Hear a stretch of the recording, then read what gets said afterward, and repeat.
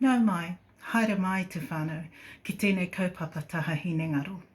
Welcome whānau to today's exploration of mental and emotional well-being, which is part of our Why God focus in our pilgrimage series. Ngā mihi nui whānau to all of you who've kindly shared with me your experiences about your struggles and triumphs with mental well-being. A common part of the stories that I've had the privilege to sit with has been the sense of why God, when the wheels have fallen off and I can't make sense, nor even have the energy to make sense of what I'm going through, of what's going on inside of me. Why, God, do I feel like I'm going crazy? Why, God, can't I even open my eyes? So as an acknowledgement of our time together, I begin with this karakia. Kia ora.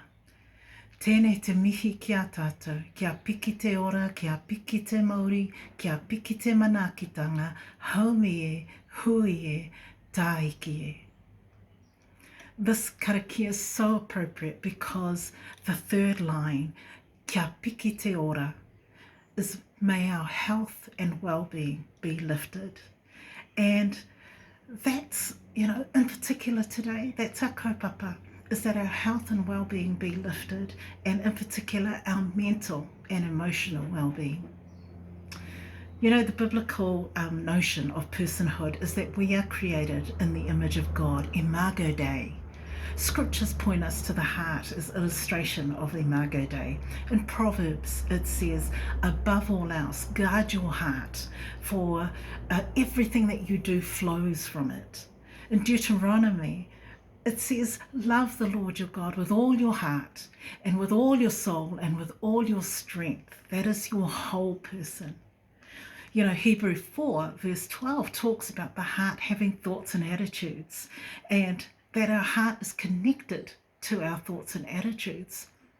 The Word of God is alive and active, and it judges the thoughts and attitudes of the heart. Now, whether in Hebrew, leb, or in Greek, kardia, it still implies the full person of a human being, the intellect, the emotion, the will and body. So to know with our heart is to employ our whole person. Scripture also encourages us with the knowledge that we're designed for a relationship. We're created with intention and purpose. Hauora is the te ao Māori, the Māori worldview of our personhood, and acknowledges that each person's well-being has these dimensions, that of mental and emotional well-being, tinana o hinengaro, spiritual health, wairoa, physical well-being, tinana, relational well-being, whānau, and that of whenua, the place where you stand, our connection to the land or to a place where you find belonging. This morning we hear from a panel of some of my friends. Kirk Vetty and Alexis Waterhouse are two people who are in teams who support those of us who struggle with our mental health and emotional well-being. And then we hear from my friend Stephen as he shares his journey of Taha Hinengaro. So I just want to highlight something, Today's topic is an area of sensitivity for many. If you have young children with you, you're welcome to pause at this point and watch the panel yourself, and then consider watching it with them later. You can rewatch it with your tamariki if you're okay with that. But also, if anything that's mentioned causes you upset or distress, then please reach out to someone you trust for help. Or if it's easier, then text or phone 1737 for immediate help. Ngā mihi.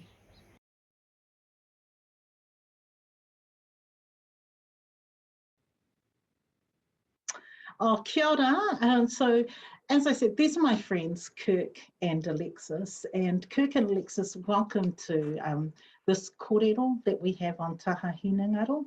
And Kirk is probably well known to many of our whānau from Shore Vineyard. And Alexis is at Mahurangi Vineyard, and so it's a joy to have you join us. But I wonder if you could please introduce yourself to those who are watching right now. How about you go first, Kirk? Okay, sorry. My name's Kirk. I'm come from Tarafiti on the East Coast. My family come from England and Denmark, really, Danish, so a bit of a mix in there. But I live in Auckland, obviously, now with my wife and kids. Yeah. Wonderful. My mahi is in Whakarangaro, Aotearoa, which I do some work there for them on the virtual digital mental health space. Yeah. Wonderful. Thank you, Kirk. And Alexis?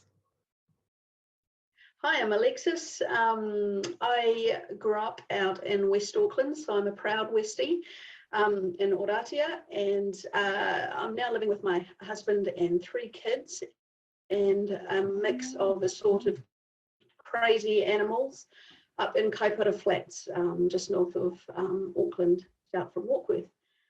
So I'm a counsellor and a CBT therapist, and I work mainly through the local PHOs. So if somebody goes to the doctor and asks for help, they get referred to me. And I also do my own private therapy. Yeah. Oh, that's wonderful. Thank you so much.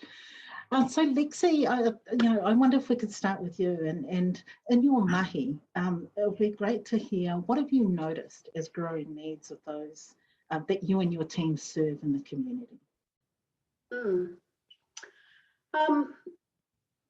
Certainly over this last little while of, global pandemic and lockdowns, we've seen a huge increase in anxiety. Often anxiety in a lot younger people, young people than we have seen before, even in small children. Alongside that is, comes things like difficulty in processing strong emotions, like what can I do with really strong emotions like anxiety or fear or worry, or a lot of feelings of being out of control that we're having at the moment, that this change in our lifestyle has prompted for us. So high anxiety, and that manifests in a lot of different ways. A lot of avoidance of conflict, or avoidance of things anything we're afraid of. We're pretty good at avoiding as humans. We move towards things that make us feel better, and we move away from things that make us feel uncomfortable. Yeah. And so, but sometimes the things that we're moving towards are things that aren't quite so helpful for us. Things like instant gratification, things like I'll eat, or I'll drink, or I'll shop, or I'll work really hard to distract myself, or all sorts of stuff that in the short term works really well. In the long term, it's probably not quite so helpful for my sense of well-being. There's some pretty complex stuff there. Yeah, like it's you talk about anxiety, but we know there's like layers of things, and so that was really helpful to hear about what's out there. Is there maybe one particular thread that you could choose to share? Because I'm sure there's several, but one particular thread you could choose to share that you notice coming through more and more. Because you mentioned earlier about difficulty in just navigating some of those ups and downs of emotions.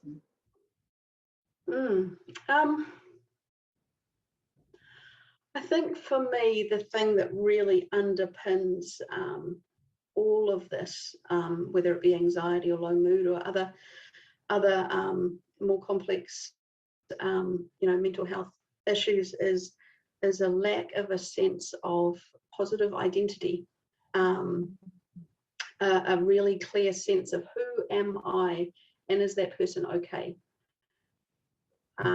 We live in a really complex world of all these different messages that say I had to look like this, or be like this, or success looks like this, or even with the dealing with strong emotions aspect of it, we live in a culture that has all these little wonderful sayings like suck it up, or just get over it, or stop being such a girl, or all these things that are that we just take a hard nut pill, fly off the tip of our tongue, and we equate things like strong emotions with weakness.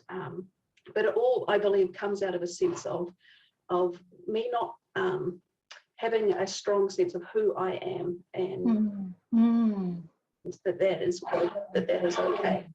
We have our logical brain that says, oh, of course I know I'm an okay person, and I can do this and that, and I'm a competent adult. But then when we are triggered by something like a global pandemic, or just making a simple mistake, we have this deep sense of, oh gosh, I'm not okay, and I'm failing at life, or this or that. And yes, I see a lot of that, and sometimes that comes about because of pain or trauma or complex needs, but a lot of time it comes because I think we're not really taught how to, so much in our society about how to do that, how to develop a positive sense of who I am, and that is good, and feel connected to myself and to my world and to my earth and to my God. Kia ora. Kia ora. Thank you, Alexis. Kirk, I wonder, your 1737 service team, they field calls for help 24/7. Is there some, does that thread that Alexis was sharing, does that resonate with some of your mahi? And what's been the impact of COVID-19 on the community's needs that you're hearing? Yeah, so I think, totally resonates with what Alexis is saying. I think we all have these needs, and when COVID comes along, it sort of just adds a layer of stress onto things that might be just sitting there, And if we've got existing problematic anxiety or depression or relationship issues, it's just that extra layer of stress that COVID creates. So we working with people on a sort of a brief intervention basis, but a lot of the issues are really very similar. What a theme that we're seeing is just some real core stuff around a lot of demands for people needing access to food banks. So emotional stuff, but also just real practical things. Like I've got limited access, I'm wheelchair bound, but the local place I need to get immunised or get my shots at doesn't have access to wheelchair, so I have to travel further, it costs me more. So like little things like that don't seem like much sometimes, but actually are really significant now that we're in lockdown, So it's really highlighting some essential sort of stuff that people struggle with on a daily basis, but creates what's what I'm trying to say here. Creates more acute situation for them now. Yeah, and it's yet another challenge on top of the challenge of being in a wheelchair and having to navigate life. And your team are trained counsellors on the end of the call or text, and I understand that they can also suggest supporting services to callers. So I wonder what some of those supporting services are. How can people find out about those services? Yeah, look. If you're not sure where to go, what to reach out to, there's I'll give you an 0800 number, 0800 211 211. So we call it the 211 helpline. If you're looking for a social service in your area, give them a call, and it's free to call, and they'll put you through to their organisation. That sort of thing. They're brilliant at that. If you've got access to the internet, there's a website called HealthPoint. It's really great. You can search by location. It brings up all the health-related organisations in your area or the area you're looking for. There's a website called The Lowdown. That's a really great website in terms of working with low mood, depression, things like that. If you phone the team on 1737, they'll help you, direct you through to other resources as well. They can, if you can text them, you can web chat them. Our domestic violence and sexual harm teams, you can also contact them around those specific issues via phone and web chat. I'll give it a little plug. We have a shielded website. I'm not sure if you know what that is. It's a shielded website, often sits on other websites. It's a little icon down the bottom of the website, the shield, and it's half a light green colour and half white. click on that, opens up a web chat that goes through to Women's Refuge. So if you're a person in a difficult situation, you can click on there. It's private, confidential, and as soon as you click off it, the communication finishes and it's not able to be traced. Yeah.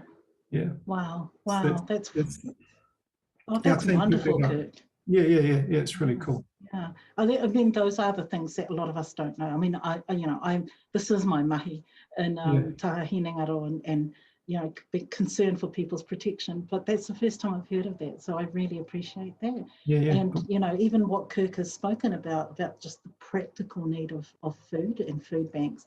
Our Good Works Trust has got a call out for people, please donate, because, Sophie, who's in there running it, is just receiving request after request, and it's almost doubled in 1 week. Actually, it has more than doubled in 1 week of what we usually provide. So the need is out there, and so it'd be great if people can donate to that as well. Thank you so much, Kirk and Alexis. I am. After this, there's going to be a handout online that will be on the website, which you can download, which will have some of those services that Kirk has spoken of, as well as others that we know of. But what I'm going to do now is introduce you and welcome a dear friend of mine. So I'll just bring him in. But yeah, I'm welcoming a dear friend of mine, and his name is Stephen. And Stephen has kindly and courageously agreed to share from his lived experience of struggle with Taha Hinengaro. And, I stand with Kirk and Alexis and, our whānau who are watching to greet you, Stephen, and thank you for stepping into this vulnerable space. And pray that you will sense the Holy Spirit's peace as you share. So welcome, Stephen. No mai haere mai. How about you share? I'd love for you to share your story, what it took for you to seek help. Thanks, Makerita. This is actually quite tough for me because it's the first time I've shared with anyone outside of a few close friends and family. It's not an easy journey that I've been through, but it started, I guess, about 6 years ago. And at that time, I had the traditional stable job and a family business. I had the good kids, the great wife. I had, my own home. Things were looking good. I had church involvement on leadership there, and it was good, but it was routine. It was very much for me. Very consistent, and I guess the challenge at that time was to look and go, is this what life's meant to be? Is this all life is? Is this what God had planned for me? And I guess for me, I started asking questions, and those questions then, started to evolve. And I guess I struggled to find answers to a lot of the questions that I was asking. I was, wanting to find out if God had another purpose for me, and I guess that meant trying to get some change in my life that may give me a better life, more fulfilling life, a more spiritually connected life. And I found that not only couldn't I find clear answers to my questions that I was asking myself, but I also found it really difficult to change. I mean, there's a lot of people, and myself included, who have expectations put upon them by others.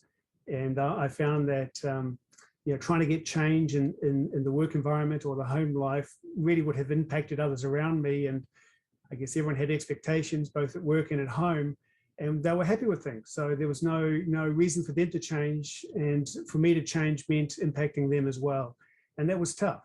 And so while everyone was happy with how things were going, I wasn't, to be honest. And I guess over the next 3 years, I thought long and hard about the change that I wanted to occur, and what could happen, and potentially what life's purpose was. And those conversations would go around in my head. So, I have a lot of conversations with myself, often, staying awake for hours at night, trying to get answers.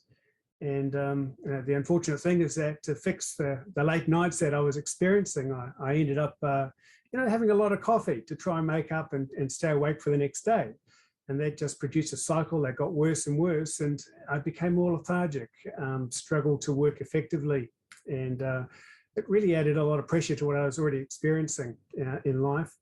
And I guess for me, that kind of purpose, not only of my life, but what we were doing on a day-to-day basis struck home. And I start to wonder, what's the point in mowing the lawns? They're just going to grow up next week, and I'm going to have to go and cut them again. So for many ways, the mundane of life seemed to kind of almost take over for me. And it would, exercising became a waste of effort. Even said to my wife, you know what, I'm not going to make you coffee in the morning. It just seemed to be futile to do these things and do them every day for little benefit. And it didn't kind of help, I guess, the fact that you're tired and worn out. And so, I felt powerless and I felt trapped, and I felt angry, to be honest. I felt a lot of anger at the time as well. And to fuel that, of course, I listened to heavy metal music to drown out the noises in my head, which didn't help the anger at all. But, I guess because I was always around people, each day was an effort to kind of get out. But I'd mask up, I'd put a mask on, I'd put a game face on to deal with people, and I'd internalize a lot of what I was dealing with in my conversations at night. The only issue is that there's only so long you can do that, and no one really knew what was going on inside my head except for me and maybe my wife, who saw that I was unmotivated in that. So I kind of got to a point about 3 years ago where I just struggled to get up in the morning. I couldn't find the energy to get out of bed and go to work even. And I thought, this can't continue. So I didn't feel suicidal, but I was kind of sick of being tired and unmotivated, trapped and angry. And I did what I guess some people do in terms of finding a self-help remedy, is to jump on Dr. Google. So I put in my symptoms into Dr. Google and said, what is it that I'm feeling and why am I feeling this way? And it came back to be depression. And I thought, no, I can't be depressed because that's feeling sad and miserable. And I wasn't experiencing that. I was just trapped and angry and tired. Eventually, I kind of found the New Zealand site, depression.org.nz. I jumped on there and had a look and did one of their tests. And sure enough, it came back, bing, bing, bing, you've got depression. And it was tough to, accept the fact that I had a mental health issue, which I didn't realize I'd ever have, because I always thought that, I was bulletproof, as most men do, I guess. But I went on there and it kind of said to me, you need to seek help. And, being the man and not sharing emotions and feelings, I thought, oh, well, I'll just go to my GP. That's what they said. GP, find a pill and it'll solve it all. So I did make an appointment with the doctor and went along and saw the doctor, and she was great in saying, yes, we can give you medication, but you actually need someone to help you unpack what's in your head. The conversations you're having won't be addressed by the medication. So she recommended some counsellors to me, and I think the hardest thing was to actually pick up the phone and book a session, to reach out to someone and say, look, I need help. And probably one of the hardest things I've done in my life, to be honest, because, I'm not someone who shares emotions. It's hard to share it to loved ones, let alone a stranger. But I'm really pleased that I did that, actually, because, through that process, it took a number of months, in fact, probably over a year to kind of work through. But I kind of gained some strategies and tools and perspectives that help unpack the issues that I was dealing with. And a lot of it was big in my head, but in reality, by the time I kind of worked through it all, I could get control of it. And it's not to say it's all done and dusted at the moment, but certainly it's something that I know how to control better than I did before. So for me, that was a real tough exercise in unpacking that, and even more so for my wife, to be honest, because I came home one day from my first session and said, I'm unhappy, I'm trapped, I'm struggling with this life. And of course, as you would expect, family take it personally and think, well, everything was going okay, what's wrong, why me? So the good thing is that we both unpacked together and we journeyed together through that process. So she was a great support to me, and I don't know if I could have done it without having someone close by to help me. But again, and it's probably made us stronger in terms of a couple, but it also meant that I guess the things that I was dealing with did have impact on others, and I had to work through that process of dealing with the ramifications to fix myself, but also to find a new space in which both work and home could be a better environment for me, which meant others had to jump in. So I think that's really, over the last 6 years where I've come to, and it's still a challenge today. They say depression is like a black dog that follows you around, and it very much is so. But it was a tough journey anyway. But I'm pleased to be out the other side. Thank you. I'm just going to sit and just give some space to that. Sharing one's experience like that, it's a very special thing for those of us who are listening, and so I really appreciate you sharing that, and it's an encouragement in terms of, as you finished off, getting through to the other side. And I guess, you talked about support from your wonderful, amazing wife, who, by the way, sent me a haiku that she had written over that time, which was beautiful in terms of supporting you. But I wonder, would you be able to share some things that you found were helpful? And some things that weren't helpful that people said or did, around, during this journey of yours. I mean, definitely some things that weren't helpful. You already mentioned the coffee, like copious amounts of coffee. So and I guess, and sleep, that disruption in sleep pattern is always something. But would you be able to share some things? Yeah, I think the biggest thing was, I guess, and I'll go with the unhelpful thing first, just because it happened to be something that I struggled with, was the I guess the suggestion of, well, maybe you're just need some more people around you, and in some respects, it's true to have people around you to support you, but having people there for people's sake actually just didn't allow me to share what I was going through, because I felt that no one really understood what I was going through. And so for people to suggest, why don't you just kind of join another group or do something different in your life that might kind of give you some pleasure, it was easier said than done. Exercise is great, but if you're not in the mind space to do it, then it's really a struggle. So I guess the hardest thing was people not understanding what depression is, and that there is no, silver bullet to come out the other side. In terms of helpful things, I think two things. One was finding out earlier to put my hand up and say, look, I need help. And I know that for many of us, it's a hard thing to accept that life's not right. But I found that if I hadn't have done that earlier, when I did, to be honest, I think it would have been I think my state could have deteriorated to the space where I was suicidal. My wife was concerned; she didn't know what state my mind was in when I kind of acknowledged it, and she ran around and hid my gun and locked it all away, which is fantastic to do. Because she was concerned, but at the same time, being there to support and early on, and the sooner I picked up the phone, the better. And of course, you don't realise that until hindsight. So that was helpful. But I think the other thing that helped me was, again, just having someone I could talk to, and my wife was that person.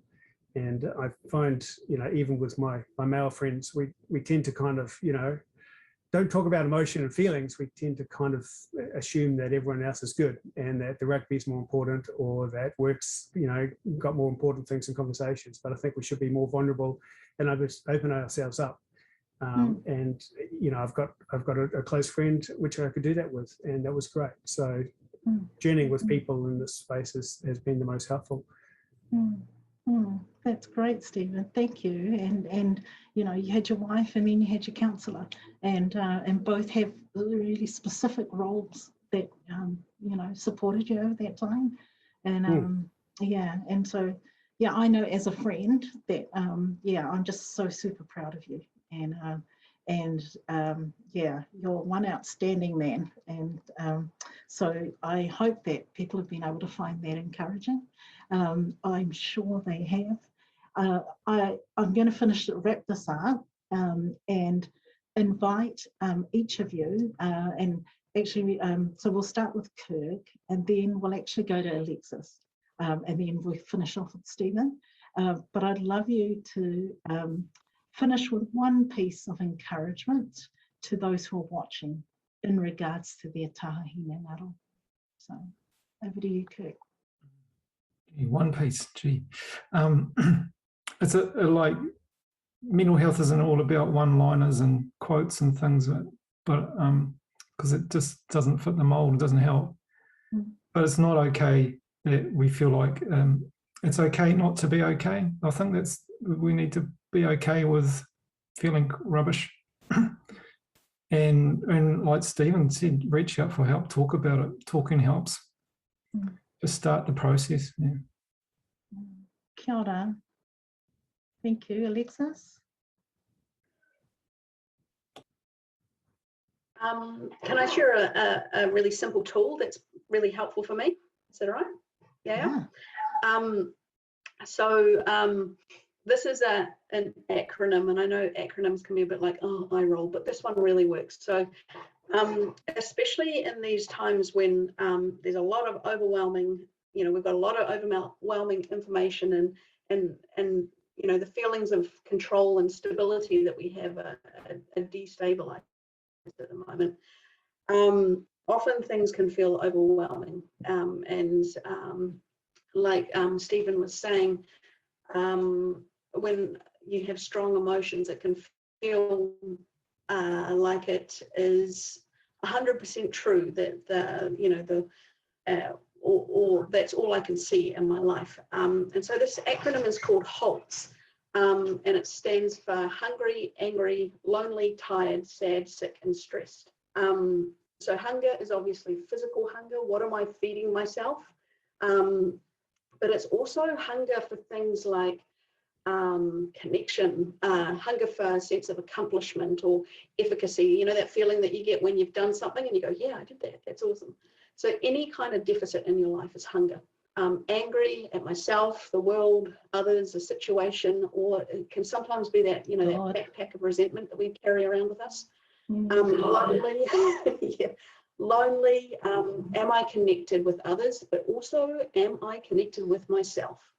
We are often the hardest ones to connect with. Lonely, tired, as Stephen was saying before, lack of sleep is a huge, huge impact in our lives. And sad, sick, and stressed. So what this is just a really simple inventory. And the idea is if you go through and you can tick off 3 or more of any of those things, or if you've got one especially big tick, it means that we are running on empty. We are emotionally, physically, spiritually vulnerable. So the things that I would normally be able to handle if I was in tip-top shape, I'm just going to overreact, and it's going to hit me harder than it normally would. So each day is a really, really important act of self-care that we can do for ourselves. And it helps us from, you know, over dramatizing things or overreacting or saying things that we really are going to regret. If I can just take care of my HALTS and go, actually, it's not because the world's about to end, it's because I haven't eaten really well today and my blood sugar's low, or I haven't had a good sleep and I've had 6 coffees. So just check in with those really basic things: HALTS, hungry, angry, lonely, tired, sad, sick, and stressed. 3 or more, you're running on empty. Oh, it's wonderful. Kia ora, Alexis and Stephen. Last word to you. Thanks. I think the thing that I in my experience, but also in others that I see, is the expectations that we put on ourselves are far higher than they need to be, and they're far higher than anyone else is putting on us. We just have such a high expectation that we should be doing better and faster and be stronger and doing things yesterday. And I think that we need to be kind on ourselves. And I know that obviously that's the catch cry with COVID, but we do need to look after ourselves, as Lexia said, and to be kind, to tolerate, imperfection in ourselves. And I think that if we can just be accepting of that and accepting of ourselves and not worry about others' expectations of us, I think we'll feel a lot more comfortable. Kia ora, kia ora. Well, God bless you all, my friends, and in your respective journeys and your respective bubbles. And I'll just finish off with our whānau, but sincere thanks to all of you. Ka kite.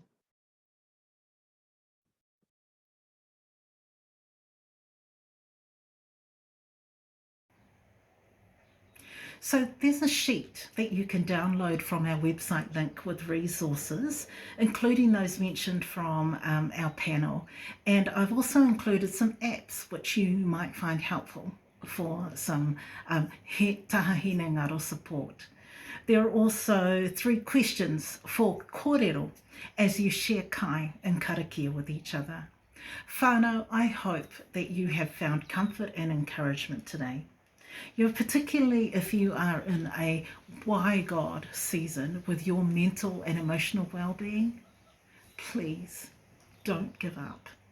May you sense his presence with you, and may his spirit embolden you to seek help, to give yourself permission to receive help, and to keep putting one foot in front of the next. Ka kite anō.